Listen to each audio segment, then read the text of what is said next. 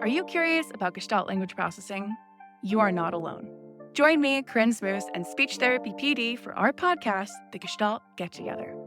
Our episodes try to balance the enthusiasm and excitement about GLP and its associated intervention ideas, as well as a healthy dose of skepticism about how to understand and integrate this paradigm shift into your career and the field at large. We hope that you can get together with us to learn more about Gestalts.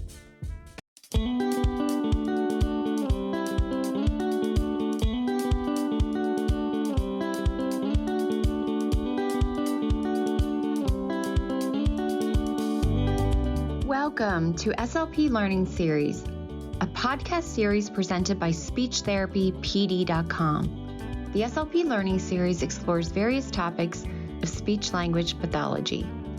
Each season dives deeper into a topic with a different host and guests who are leaders in the field. Some topics include stuttering, AAC, sports concussion therapy, ethics, and more. Each episode has an accompanying audio course on SpeechTherapyPD.com and is available for 0.1 ASHA CEUs. Now, come along with us as we look closer into the many topics of speech-language pathology. My name is Garrett Scudero-Yaba, and I'll be your SpeechTherapyPD.com host for this mini podcast series, Tunes for Talk, Music as a Tool for Language Intervention. Today is the 5th installment, and it's called Harmony in Connection, Bridging Speech, Music, and Technology. I mentioned before that I'm an SLP, and I'm also a musician, so it's just my absolute pleasure and honor to talk about how music, speech, and language are all intimately related, and how music can be a practical tool for therapy in a bunch of different ways. So before we get started, we have a few items to alert you to. So this course is 1 hour and will be offered for 0.1 ASHA CEUs. As far as financial disclosures go, we each receive an honorarium. Me and Chucky receive an honorarium from SpeechTherapyPD.com, but we have no other disclosures. And I'm so excited to talk with my dear friend and the incredible and formidable Chucky Kim. Chucky is a music producer, a technologist, and an educator. He has Billboard charting hits with artists like Jay Park. He has designed new interactive instruments and experiences with Warner, Snap, and Artifon. In addition to serving as faculty at Columbia, the Juilliard School, and researcher at the MIT Media Lab. Most importantly, he's a dog dad to the cutest pup in the world, Annie. And so just a little connective tissue, just like I met with Isabel last week. I don't know if you remember Isabel, Chucky, the pianist, but we also, she's a music therapist now and she makes books. So we talked last week on the podcast. And so Chucky and I studied music together, and I feel like we just studied life broadly together at UCSD. And I consider him a dear friend and a mentor. And so it's so cool that we've spent a lot of our time, Chucky, like improvising in music together, but now we get to do that on a podcast with speech in a way. Yeah. And so, and that's another connection, I guess, that we'll talk about. But maybe before we get into it, can you tell us a little bit about yourself? What's your superhero origin story with regards to music? Yeah, superhero, man. That's a tall order for a narrative. But no, so currently I'm in New York City, living in Brooklyn, and I've been here for about 4 years now. And one of the main reasons for my move here was to do my doctorate of education at Columbia. And I think a lot of what I'm doing at Columbia, and one of the reasons why I decided to come to Columbia, is I spent a lot of time exploring not just music education and how it works in, like, community. I'm here because I've been studying a lot of, not even just studying, but over the past, I would say maybe 15 years or so, I've been very fascinated with arts education, particularly like community-based arts education. Mostly kind of seeing how it weaves and moves in between, after-school community program, arts enrichment programs, kind of existing within nonprofit spaces. And so I was really fascinated by how, the arts and music in particular really creates like democratic and very emancipatory spaces, especially for younger students. And then technology kind of appeared to run parallel just because of, it's how a lot of music is made today, right? And I mean, you know this, like your music was amazing. It was good hearing your music in the Yeah. commercial break. But Thanks. yeah, I think the origins of when I started to really become fascinated with music technology in particular, and really the kind of like the conversational zones between them, is Mhm. really as I was writing my dissertation for my doctorate, I started thinking a lot about origin stories in terms of like why I started music, especially being someone that was more self-taught. And you know, the first time I actually had some sort of resemblances of formal music education was in college. And what I remembered and what I realized is that, you know, I started playing music when I was a sophomore in high school, when I was about 15 years old. And before that, I had always wanted to play. You know, my mom was a great singer, and she always wanted me to learn music in different ways. But, you know, just whatever predicaments and contexts that our family had, like I was never able to. So when I picked up the bass just from jamming with some friends and wanting to really fit in on like a community level, um, I also simultaneously remembered that I think about maybe 2 or 3 months later, my dad was a pastor at the church at the time. So I was looking around, I was throwing out some trash for my dad. And then when I opened up the dumpster, I saw like this like really old beat up, like it was like a beat up mixer, right? And it had like 4 channels maybe. And for whatever reason, I was like, man, this actually looks like kind of like it would work. So I dug it out, super disgusting, I took it to like the kitchen, took some water, dabbed in some towels, like wiped everything down. And I took that mixture home and I figured out how to connect it to my computer, and I started learning how to use this like really people still use it, but I kind of consider it antiquated, but it's like it's Cubase, and it's like this old school like music production software. And Yeah. very early on, I didn't remember it until I was doing this dissertation, but kind of my interest in both like computers and just like really the emergence of the internet at that time, and the popularization of it. I was really curious about how that and music would kind of intertwine together. Mhm. And now looking back, I think that was kind of the moment where it was such like a beautiful moment where you can record something and really kind of explore what you're feeling in your room, like when, especially as a teenager, right? And then you could make something with it on your computer. You could share it or send it to your friends, and for whatever reason, and hopefully, the magic moment is really when the person on the receiving end feels a similar thing that you're feeling. And Mhm. it that kind of became like not just an obsession, but it became something that I constantly did over and over throughout the years. And it, Mhm. it took on different shapes and forms, but I really found I think that's where my origin story lies, like where the moment that I discovered music and really started being a practitioner of it, at the same time, like technology and how to use music within technology also kind of live together. So I Totally. think today that's kind of what I'm exploring. What are those stories and what are those philosophical metaphors where you could really bind the two together, Yeah, I love specifically that. for educators. Yeah. And that you just even thinking about the title harmony and connection, you're talking about like making this emotional bond like across space through music, through technology, which like I suppose both music is the first form of technology that allows you to, it's similar to speech and language in that you're using sound, you're using vibration to transmit something or to synchronize with something. But I think music does this special thing that like surpasses a lot of the representational language that we use, and it like hits right at this emotional depth. Like we can really bond with each other emotionally. I love that you talked about that connection, how you were able to, like, that was one of the driving forces, was this like you wanted to bond socially with others. Yeah, yeah, um, definitely. and it's cool that like music is this crazy technology to do that, and now we have technology to spread music across space and across time. We can hopefully create more social bonds and more emotional connections um, Definitely. that way. Yeah, and I think it's something, one thing that struck me is like just thinking about how you were able to move all of these parts of your life and combine them and really find something beautiful at the intersections of all these things. And so I really like that, on this podcast we haven't talked to anyone that's been not in the therapy world specifically, not a music therapist or a speech therapist. So I really feel like this is going to be so cool to talk to you and see how, because I feel like we're all developing things that could help each other, but we don't have this like, we're these different parts of the brain and we don't have the white matter tracks to connect us yet, So it's cool to think about how we can make this connection as well. Yeah, likewise, man. I'm excited. Yeah. So I guess maybe first of all, what do you think as a music educator, what is your definition of music? Yeah, I mean, it's funny that you asked that question.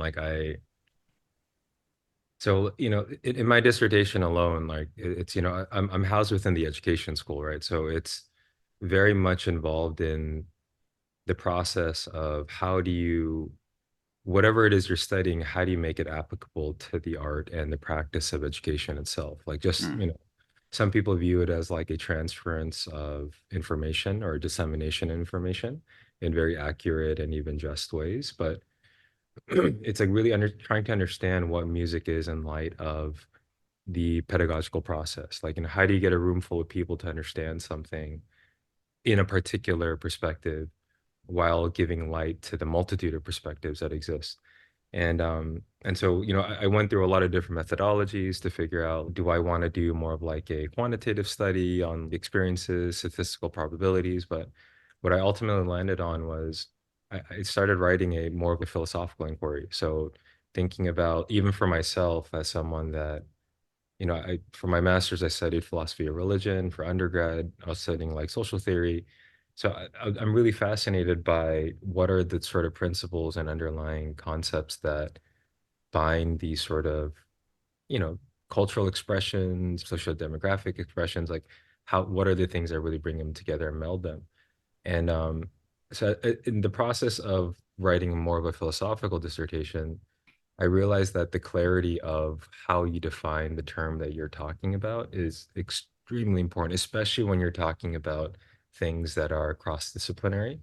And I think so much what I discovered is that a lot of our fields exist in silos, right? Because we have so many of our own languages. You can think of them as genres, right? We have our own like theories and methods like that bind and root our practices and our particular thing and what we need to do. But from a philosophical perspective, it's like, how do we define one thing and how does that relate to another? And so in the process of doing this, like, I've been thinking a lot about music and what music is. And for me, I feel like the definition I came upon is that I think music is really simple in that it's a sound in pattern. I think that's what it really is. Like, meaning sound can be like a vocal phrase. Sound can be, like a guitar, like pick. Sound can be a chord. Sound can be a bird chirping. Whatever it is that you hear that within your context or whatever is available to you, I like thinking of it as sound itself, because sound kind of exists beyond what we think of as speech or language or grammar, any of these things that we kind of predetermine within a particular like category of communication. But when you think about sound is kind of nebulous, right? And it really starts tapping into what's the context of the sound? Why do you like the sound? Like, what does it mean to you? Like, there's so many things that are wrapped up in what a sound is. And I think the idea of putting a sound in pattern is more of like it's a way of organizing a particular expression of something, right? It's like the moment you put a particular sound into a pattern of some sort and it's able to loop, then you have a sort of a version of like a constructed meaning of like what it is that you're trying to express. And I think there's a lot of creativity from the perspective of like how you form something and how you form the repetition of a phrase.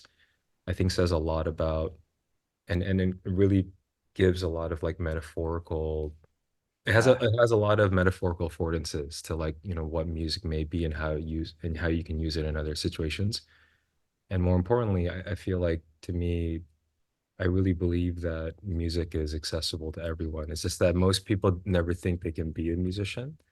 But I wonder if it's because we've defined music in a way where it naturally creates some sort of like performance barrier or some kind of, thing Right. that keeps people out. But yeah, but I think that's what, for me, music is a sound and pattern. Totally. And I think speech therapists and music therapists, depending on what discipline you're in, you sort of define music differently. And I think a lot of speech therapists, I don't know, at least from my perspective of what I see, is that they tend to define it as like, or maybe not even define it. It's not like specifically defined, but it's something like it's a tool I use to help my kids get more motivated to do something, or maybe it's a tool I use to help them speak more clearly. And when you broaden the definition to just sound and pattern, you realize that you could think of speech itself as having musical qualities. Almost the most important parts of speech are musical. Like prosody really is the emotional component of speech. When you speak with a child, for example, like infant directed speech, I think most speech therapists will know, like motherese, right? IDS. When you are speaking to the child, it's not like they're really listening to the semantic meaning, but they understand the emotional component behind that just based on your prosody, your pitch changes, and your rhythmic phrasing, and the repetition that's involved in all of that. Like these musical aspects of speech itself are really like the critical components for social bonding, I think, and what makes speech so powerful. So I feel like when we open up to that broader definition of music, like you're talking about, I think it's a helpful reframe for speech therapists as well, because I think you start to think of music as really inseparable from speech. Yeah, no, it's funny you mentioned that, like Mother Ease, particularly because the way for me for myself, how I came upon that definition of what works for me is that I was actually like I was at a coffee shop and I was watching like a mother play with her child, with her son, right? And then she was literally like, I think the child was like maybe like, I don't know, like 2 years old or whatnot. But she was looking at him smiling and she's like, oh, like what's this? Right? And she was like, that's sound. And then she was like, what's this? And she was like, that's music. And like, the kids like lighting up because, there's a lot of things happening, right? You have really simple definitions of what sound is versus what music is. And then more importantly, though, the thing that you don't see defined um, from just hearing something is that, you're looking at how, the mother is gazing into the eyes of her child. You're looking at that sort of like deep awareness and like social connection that they have with each other. And more importantly, like you're also not seeing like the laughter and like, the fun that the kid's having because of like, the kid's learning, right? And so when you think, for me, when I saw that whole like conversation and expression happen, it was like that's when it dawned on me. I was like, wow, like this is like the most simplest way to understand music. You're just Yeah. taking sound and putting them in patterns. Yeah, it's awesome. And I love that story too, because it shows how I think one thing that we forget as speech therapists is, we tend to take this uh, typical school model of like, I'm the teacher and I will describe something to you for you to learn it. But really, what I learned from me, and maybe you learned this too in music, like through Kamau and stuff like that, the best way to learn something is by like the apprenticeship model. When you Yeah. learn music, you go in, you imitate something so that, you're making this emotional connection. You're trying to mimic what the person's doing, and then they'll give you a chance to do it, and then Yeah. they give you feedback on it slowly. Yeah. It's not like they're like, here, read this book on music and then try and figure it out by yourself. There's like this really uh beautiful connection. Like it's born out of this connection. The Yeah. learning is born out of connection. And I think music, we can learn a lot as speech therapists from the way that music is taught, because that's the way, even in the research that's shown to be, that's how language is taught as well. Yeah. We need to form some emotional bond. We need to attend to the same thing together, and we need to imitate and watch and have a slow model, and then be scaffolded by by the parent showing what is the right thing to say and do. Absolutely. So yeah, I don't know if you, as a music educator, if that's something that you've done as well, if you've Yeah. used that model. No, I think what you're saying is right in that, I feel like if we break down like speech to its most basic element, right? And like to me, what you're saying means a lot because, my mom's a great singer and she was only able to have like a junior high school education. And so at the time, like she was a great singer. She was recruited to join like this opera program in Korea, and she was never able to go. But Wow, then that's the awesome. thing about what's interesting is that, over the years, my mom has a very she has a very sp- you know she has a very deep speech stutter, and so much of the times, like I remember watching her, like, whenever she's like stressed or anxious, or even just like finding difficulty to articulate what it is that she's feeling, like stutter will start coming out, and it'll take her a while for her to, like, form the words out. But what's fascinating is that the moment she starts singing, like there's like no stutter, like, there's none of that stuff, right? So that idea of like, for me, it's like kind of seeing how, when she tells me that she loves me, right? And there might be like a stutter that, comes before that. And when she sings that she loves me, it's, there's different weights of impact that happens just based on, obviously one's a song versus one's just like her talking to me, but as a genre really. But when you really break it down, it's like I feel like there are so many different ways to communicate a particular, it could be emotion, it could be an intellectual concept, it could be as concrete or as abstract as you want, but there are so many different ways to actually communicate that to a person. And I think for me, kind of seeing from very young, like whether it's because she was speaking to me in Korean and I only knew how to respond in English versus, her stuttering versus her singing, already there's like so many different modes of how, speech and communication is happening to me. So I think it's so important to kind of see, to me, and it's like how music really opens up this idea of like, what is the function of a sound and what is the function of actually being able to articulate a phrase, right? Mm, Does saying I love you to someone, does it mean the same thing when that person doesn't have eye contact with you versus someone singing it to you, right? Even though right. you don't see their eyes.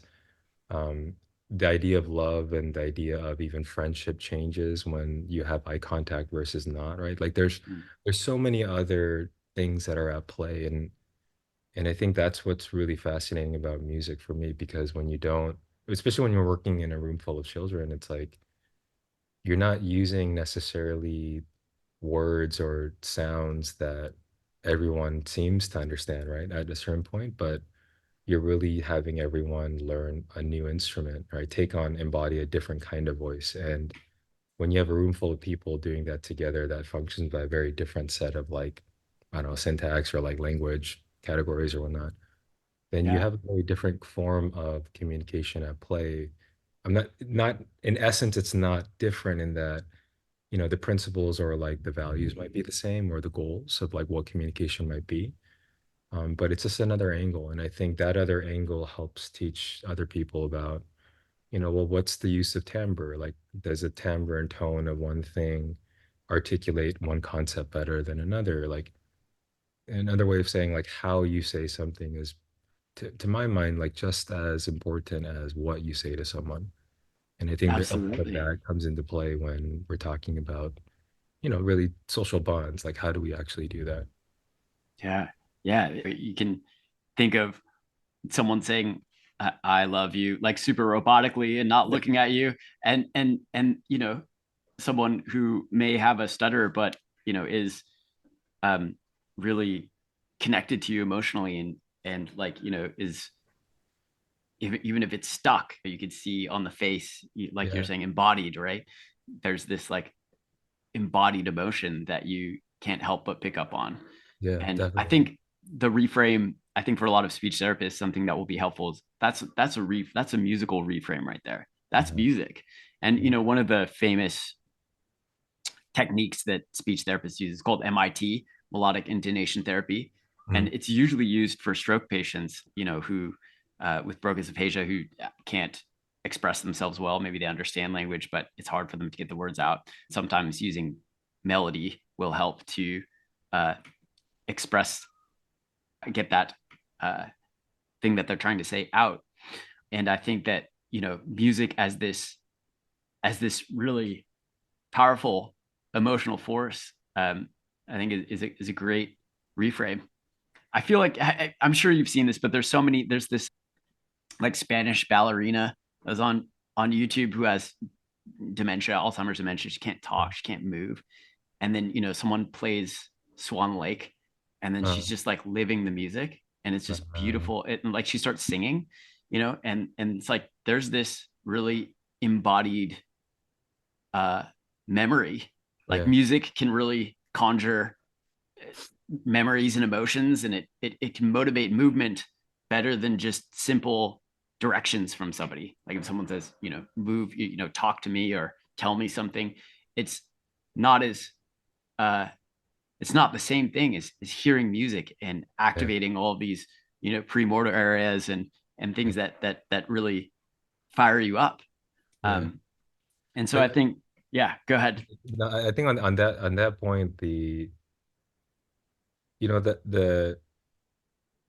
we we obviously we live in a technological era, like in terms in the popular sense, right? Mhm. And and I think what happens when we live in a technological era is that, you know, we are we are thinking and functioning as a society more and more in the sense of like the ways that our current technological processes operate, right? So in terms of like how we assign particular analytics and metrics to particular ways of knowing, those are the things that tend to dominate our discourse of like how we come to see if the efficacy of a process, right? Or the productiveness of a particular thing, right? But I think what's been really interesting thinking about technology is that if you kind of think about technology in the wide scope of its historical meaning, right? That technology is really like a process, right? It's a process or a tool. It's something that humans fashion in order to help better activate a particular task that they're trying to do or a way of knowing the world.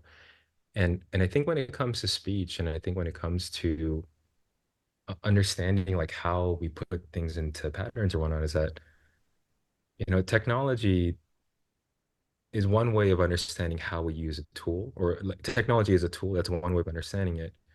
But like from another perspective, it's like thinking about everything technologically, right? Meaning that just because we push a button, the only reason why that button has a particular function and it does something like on our phones, for example, it opens an app or it, copy and paste, like, whatever, however we want to see that.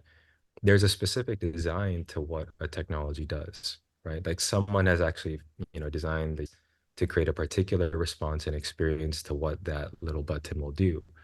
And I think in a similar way, like if we kind of broaden the scope of technology to understand language and writing and words within that technological context, it's like, just because we don't think of writing as technology doesn't mean that it's not one, or speech as technology, because that too is also a function and a process and things that people have decided and canonized along the way to determine, like, when you say the word love, right? This is what it means, right? And therefore, this is how you're supposed to act to it.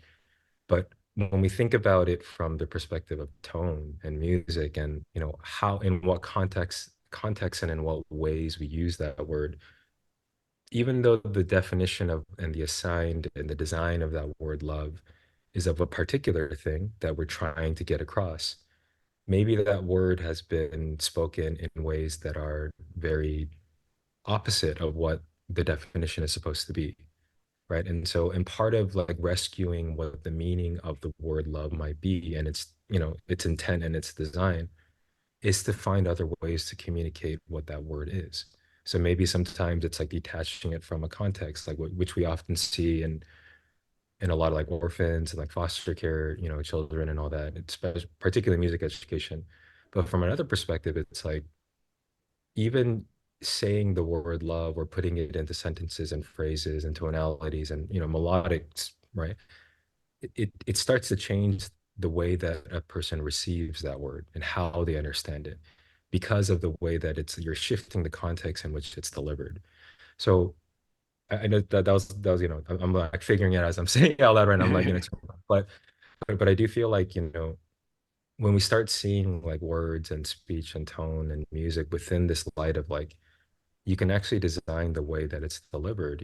I think that's a really beautiful way to think about technology, where technology is not so much a predetermined set of things that you're supposed to use in order to do your job better, right? That's usually Mm. how a lot of people take it, but it's like, no, actually, like, technology is more, it's a way of thinking about everything that already exists around you. That when you look at everything, everything has a design intent, and everything's been designed to be that way in a particular manner.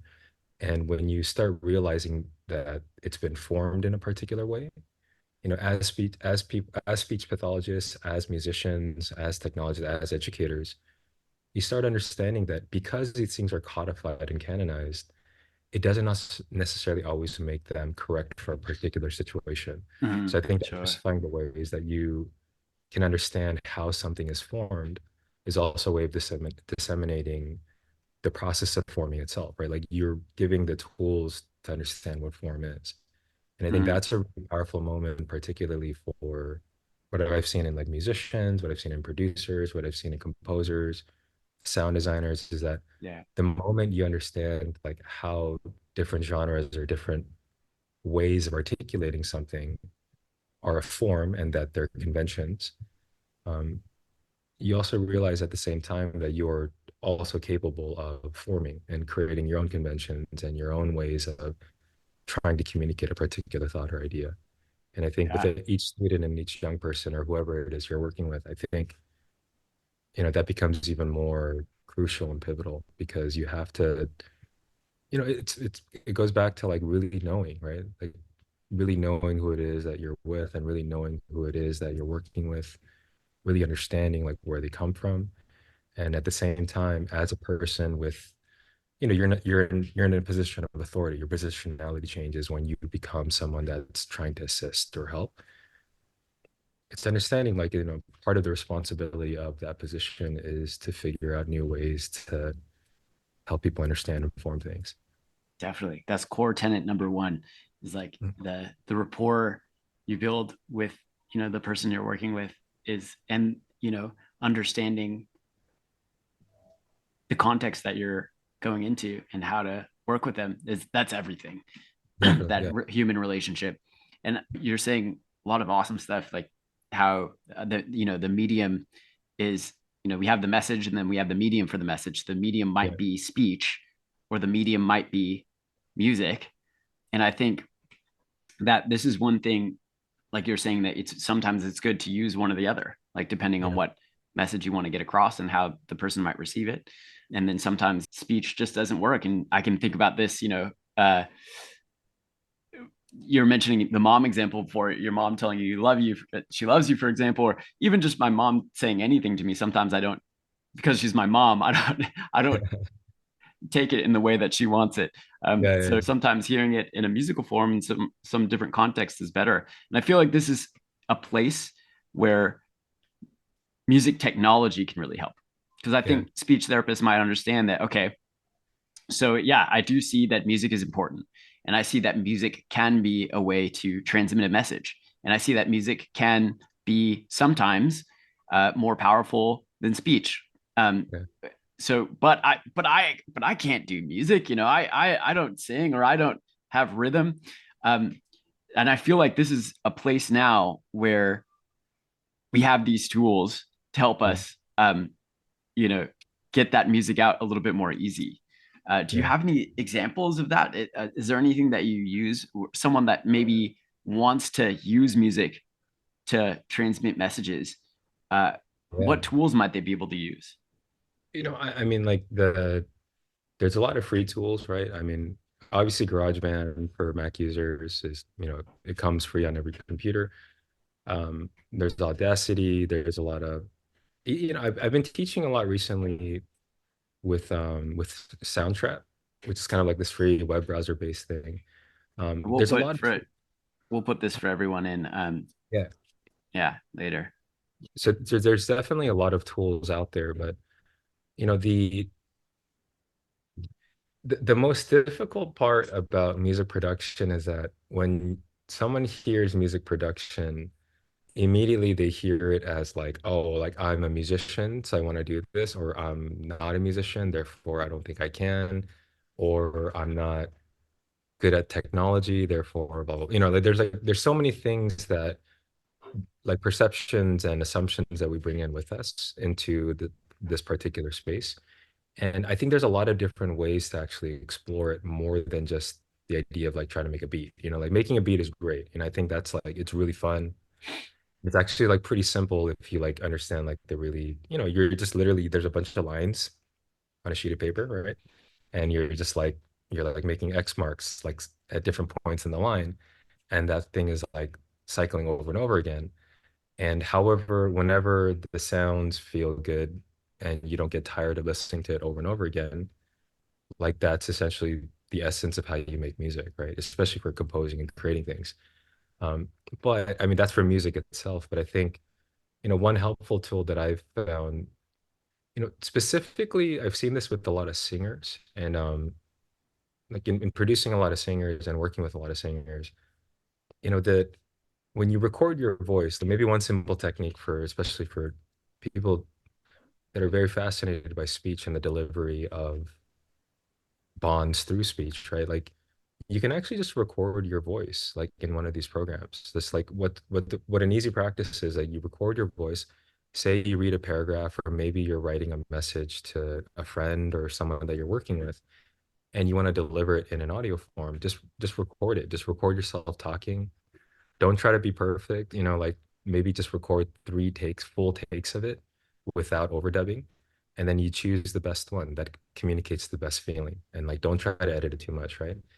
And when you do that, you focus more on you become less cognizant that you are being recorded, right? Which is a big thing to overcome. And you start focusing more on how you're talking, like how your mouth feels, like are you breathing? Like are you projecting the words enough, right? Like you start focusing on things that you already know how to do as someone who talks, right? And then when you load it up on the programs, you can just open up this thing called an equalizer. It's like an EQ.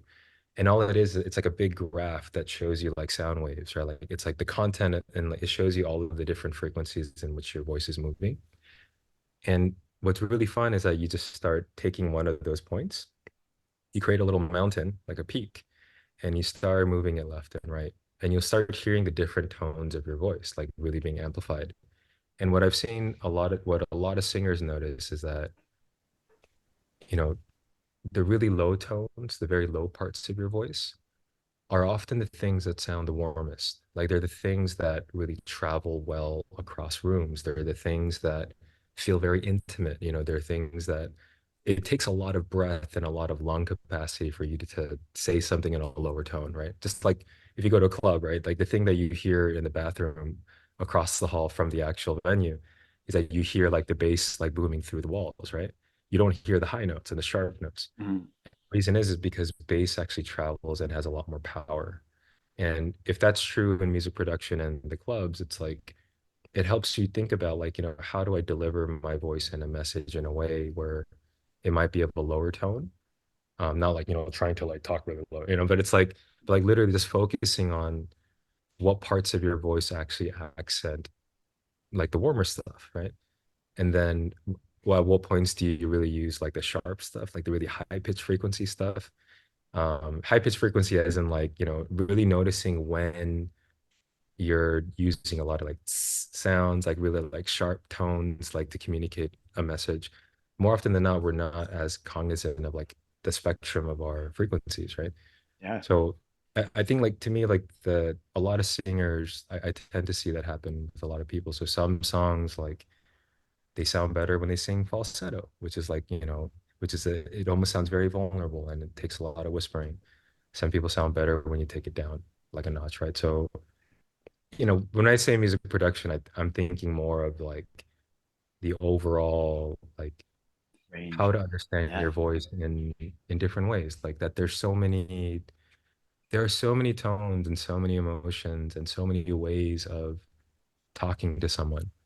And I think to definitely. better understand how you do that for yourself, obviously it's like a great trait to learn how to speak in front of people, but especially for those that you're trying to develop, especially if you're in like the business of developing others' voices, right? Whether Yeah, it's music or whether it's speech, then I think it's a helpful tool. definitely.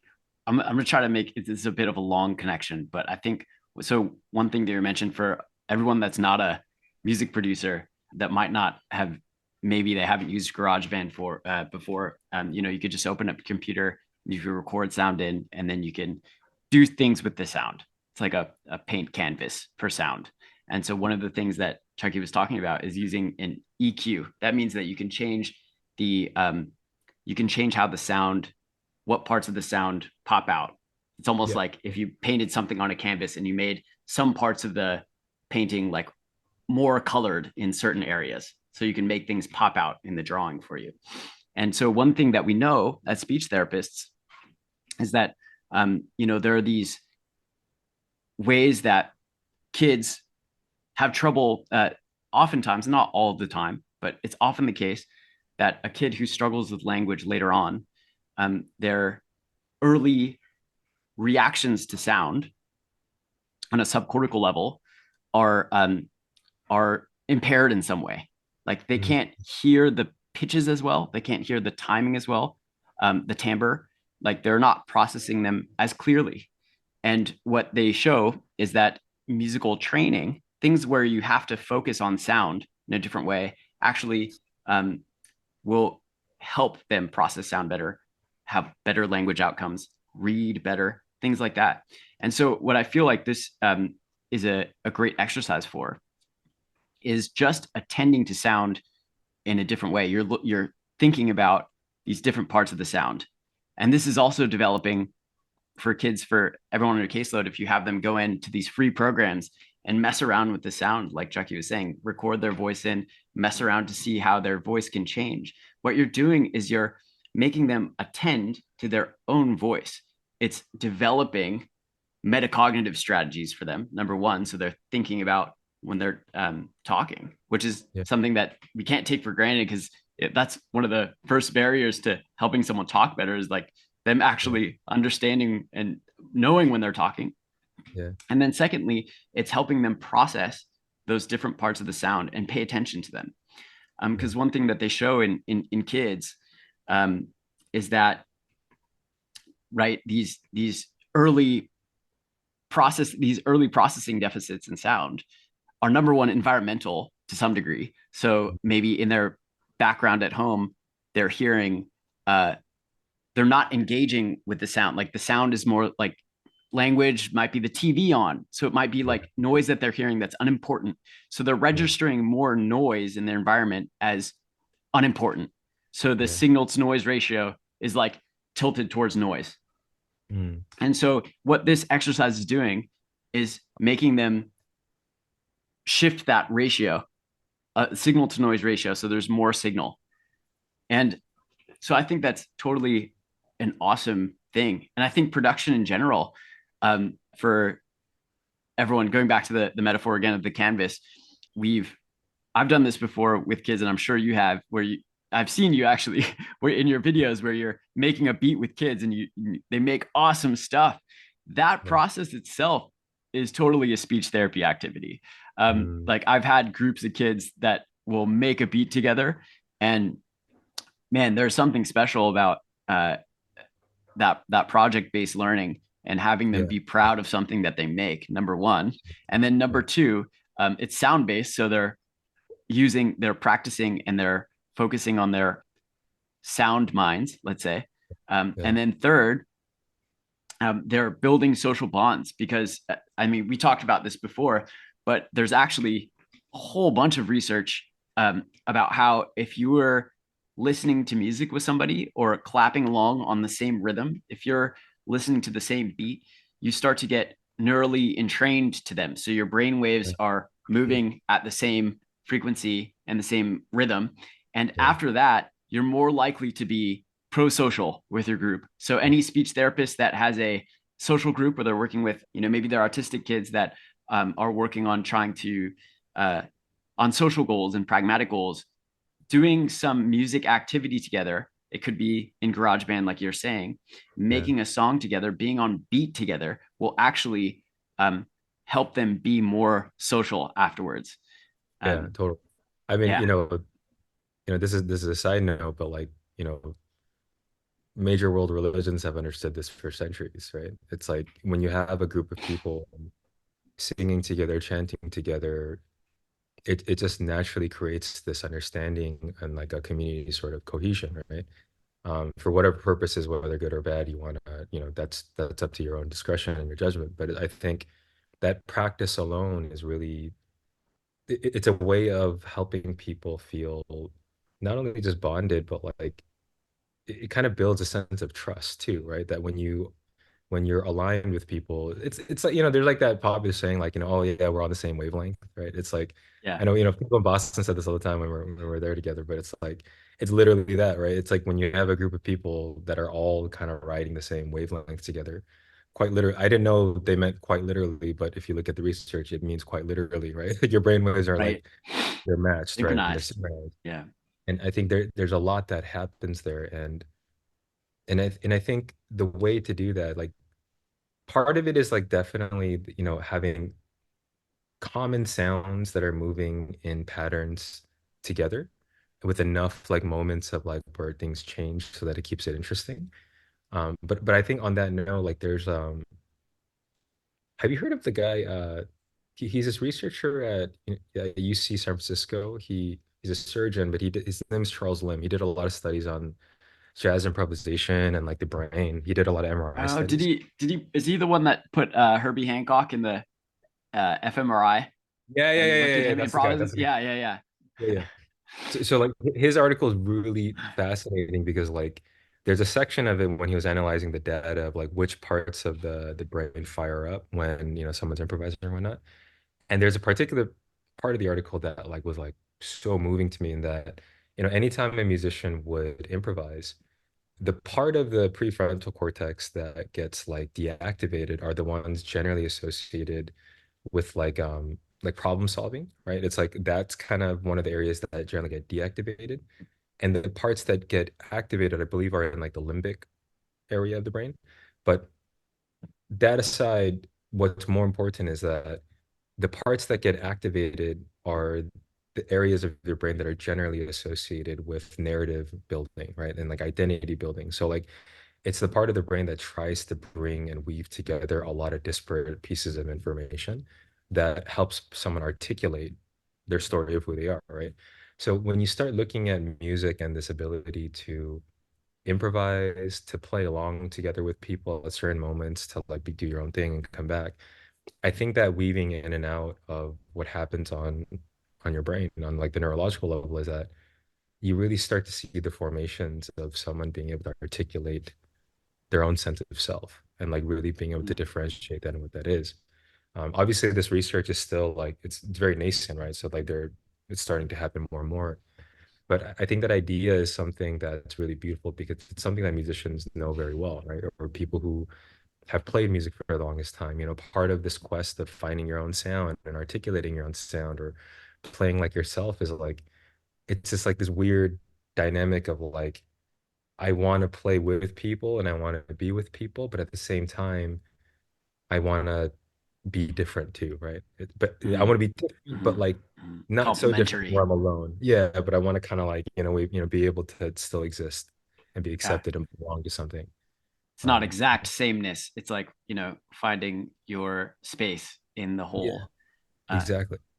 And I think yeah. part of that is like, as people who are trying to educate or trying to serve or trying to empower, like, not only are you doing that for yourself, but you're also tasked with the responsibility of trying to figure out ways to help like you're like curating experiences and tools for other people to like pick and choose and be like, well, oh, like I didn't know you could do that. So like maybe this person will take that and a little bit of this and a little bit of that and weave it into Yeah, their own voice, right? definitely. I love that. And just are there any other, just as a, I know you've worked at Artifon in places like that. And this is a little bit of an aside, but for anyone that's looking to, use music more as a tool to like activate this bonding mechanism for their speech therapy groups, let's say, are there any specific like tools that you might recommend, like some kind of instrument or uh, Yeah. I mean, like to be completely honest, like we are living in a renaissance of music instruments right now. Like there are so many new toys, tools, and things coming out like every like month, right? There, it's like it's so saturated now that it's kind of debilitating in terms of like where do you even begin, right? That's what Yeah. the answer Paradox that I of have. choice. But I would say that, you know, to me, like it's less about finding a tool that is effective. I think a lot of people that are unfamiliar with these, with music instruments, we're often looking for something that we could immediately use and employ within our context, right? Mhm. Um, I think that's a difficult approach because no one size fits all in any of these situations, even for music education, right? But what I would say is that, the greatest challenge for anyone beginning to start music is really finding the instrument that you most connect with, Mm. right? So like my challenge is less about like anything that I would recommend. I can provide a list and I can email it to you. You guys can disseminate it. But I think the perspective is a little different in that it's more about like, searching for the instrument that you really connect with. For me, and I feel very fortunate to have found like the bass guitar when I was really young. For some reason, like I played it and like maybe it was a frequency range of the bass that kind of matched like how I Sure. like to talk. I don't know. Like there's going to be so many things like that were expressive of what that instrument means. But for most people, like, if you think your voice is your instrument and you really feel like every time you talk or sing or whatever, like whenever you talk, there's some sort of resonance that you feel very connected to. If you see your voice as an instrument, then I would say even before buying any music technology tool, like take a few music voice lessons, right? And like really start to understand like what your voice is, like what are the ranges of your voice? How far high can you push it? How far low can you push it? How do you breathe in between things, right? It's like there's that route you can take if someone is like very like you need to really you're very kinesthetic and you have to have your hands on something, like try going to a music store and just start hitting around things or pushing buttons. Like there's so many ways. I think part of the way of discovering the tool that will work for your context is really figuring out the instrument and the tool that works for you. Because like I think if we're talking about social bonding, they also have to see you like really become Enjoying it. enlightened, whatever it is that you're doing, right? Because True. that says more than anything else. It doesn't matter if you're playing the same instrument or not. Like if you see someone really enjoying it and like going in, like that's the feeling that other people are gonna like want and be open to like hearing from. So yeah, Definitely. I would go on that journey. That's Yeah. more what it is. Yeah. Yeah. I would totally recommend everyone to find an instrument, even if you don't feel like you're musical. And you're right that enthusiasm is contagious. Like I've Mhm. noticed, at least in my own practice, when I work with kids and they could totally tell when I'm excited about whatever I'm sharing, and Yeah. whatever speech therapy activity it is. If I find it boring, they're likely going to find it boring too. So, part of speech therapy is, you know, finding those things that also uh, tickle your interests and your Yeah, exactly. passions, let's say. Exactly. Exactly. Yeah. Well, thank you so much, Chucky, man. I just, there's a couple of real important questions I got to ask you. If you were to take 5 albums with you, physical albums, onto a desert island, what would you take? Okay. Uh, Marvin Gaye's "What's Going On." It's particularly the Detroit mix. I don't know if anyone knows what's it, but it's the original. I found it in Japan actually. I found it at like a Oh, nice. like not there, but like an actual vinyl shop in Japan, and it's the version of the album that Marvin Gaye himself actually mixed in Detroit Whoa. before it went to LA and became very Hollywood and got all these crazy strings on it. So that one I would take. I've loved that album. That one breathed new life into it. I love definitely Coltrane's Love Supreme. Mm. Um, D'Angelo's Voodoo. I love that one. Uh, Um, what's another one I would take? that's the one with Really Love, right? The Voodoo. Yeah. Oh no, no, no, no. The one No, right the before old that. one. Oh, okay, Yeah, yeah, got yeah, it, got yeah, it, yeah. got it. Like That's that all the one I love. classics. Spanish Yeah. Joint. And Yeah, exactly. Um, Miles Davis, So What? I listen to that religiously. And actually Robert Glasper is in my element. mm, I still classic, man. I love Definitely. that one. Yeah. That one like So is good. opens me. Yeah. I love it. I was just telling every guest, they've all had like just really, everyone's had such a different taste in music, and it's beautiful, man. And like Isabel gave me some classical albums last week, and there's been something I've connected with for everyone. I think yours, like since we played together, we're most aligned. But it's cool. Like everyone's music taste and the style of speaking and everything has been, sort of in alignment. So it's been really cool to see.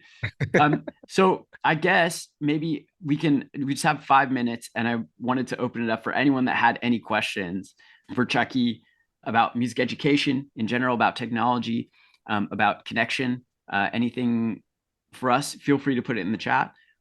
Maybe while we wrap up, if you have any, things that you're excited about, things that you're working on, thinking about, in things from music education that we should know about, maybe you can tell us. I think the thing that I'm most excited, well, there are two things I'm most excited about. Like one is that I've recently fallen completely in love with like house music and like dance music. And part of it came from like this, like, it's the first time in my life where I really felt very embodied while actually listening to this kind of music and like Mhm. enjoying it in venues. And so I've been kind of in like this whole new stand of like, really just going headstrong into that direction, learning like the genres and the histories of it. So I've been making a lot of that. And so there's some projects that are coming up that I'm very excited about. But the other part is also like, even I've been really excited about, like, I'm finishing my dissertation right now and I'll be defending it next month. And I haven't really read a lot of like philosophies of music technology that, root the connections of these terms and all that. So I'm actually really, that's probably the thing that I'm most excited about currently, for the Cool. next month, and like Cool. hoping to like get it published or whatnot. So yeah, that's kind of my running right now. Beautiful. So there's a question from Christy. Free, easy to use musical and sound websites for kids. Anything simple, cause effects with visuals, something that you've seen. Definitely. That, oh my gosh, there's actually a couple that I discovered. So Um, yeah, if can you write it in the chat? If you go I to two, will. you Yeah. can put everyone. I'll put it in the chat so that way everyone can just like go to it. Um, so there's this thing. Yeah, there's that. Oh, what is Oh, this? Oh, let me put it in the chat first. Sorry, I'm yeah, you can put answering it it. in the chat. Sorry, Christy. And someone else said, through your series, I appreciate the guests and the topics that have been presented. Door discovery has been open for me with regards to planning sessions, and so many of your students respond to music, and so you're incorporating it, and it's encouraging you to be brave. Oh, that means the world to me. It's Thank you awesome. so much for that comment. That really, yeah, it's right here. So I appreciate that, and I'm glad to hear that music is opening some doors. Thanks, Judith. Thanks, Tina. Yeah, I think just this topic, when I would love to hear it, at some point it'd be so cool to see what everyone's just favorite music is and see what they uh really connect with, because that makes me feel like just this real proof that music is this social glue, this invisible glue that we don't see. Oh, so also I wanted to tell everyone that so there are three links that I placed in the chat. They're a little dispersed, but these are like really, really easy ways to they're all web browser based, so you can load them either on their phone or like, on your laptop or whatnot. They're very well designed, super simple ways for people to just play, right? So like my favorite one is called Jazz Keys, which I believe is the second link. And like every time you type a letter, it's just like playing different jazz chords. And it's like playing melodies or whatnot. You can Yeah, choose the that's kind of awesome. something you want. You can actually send like messages of these videos to your friends. So it's a fun way for people to start connecting like the sound of something with the letter of something, and you like kind of put it together to describe the feeling. And Yeah, that so this how one, to yeah. tap one is awesome too. There's I love our that. first guest actually, Eric. He's a SLP professor and video game producer, and he plays bass in a punk rock band. It's awesome. Nice. But he shared that one, and yeah, it's something really, really, it's pretty special. Yeah, So Patatab is amazing, and the sounds are incredible too. That's yeah, the best part about it too. yeah. And Larry mentioned that talking about MIT, melodic intonation therapy, he's working with an elderly woman who experienced severe CVA, and she couldn't imitate or spontaneously speak, but she's saying happy birthday with the words and melodies, and yeah, how memorable and powerful. Yeah. Do you know research of the social benefits of group people dancing to the same music at a venue together? There was stuff I was hearing about. I know that there is research for sure. If I find it, I'll do a little dive, and I'll see if I can send it out. Oh, is this the one? Well, this is not like so much like research in like the cognitive sense, but it's a really incredible book that talks about what dancing and like socially has meant over the years, right? Over the Well, years as there's in the history of it. yeah, and I mean, there's a lot on research on social bonding and rhythmic movement together, entrainment. And I know there's this book that I was also reading called Awe. I was telling you about it, Chucky, the UC Berkeley professor, Dr. Keltner. It's just called Oh yeah, Awe. yeah, yeah, It's an yeah, amazing yeah. book. And one thing that they showed, they're going over what are the things that we do as humans that reliably produce awe. Two of the things, well, one, so there's 8 that they went over, and one was music, and another one was collective movement. So those two Yeah. things, and awe releases this, cocktail of neurochemicals that Yeah. that bonds people together. So I think there's a ton of stuff of research on Definitely. that. Yeah.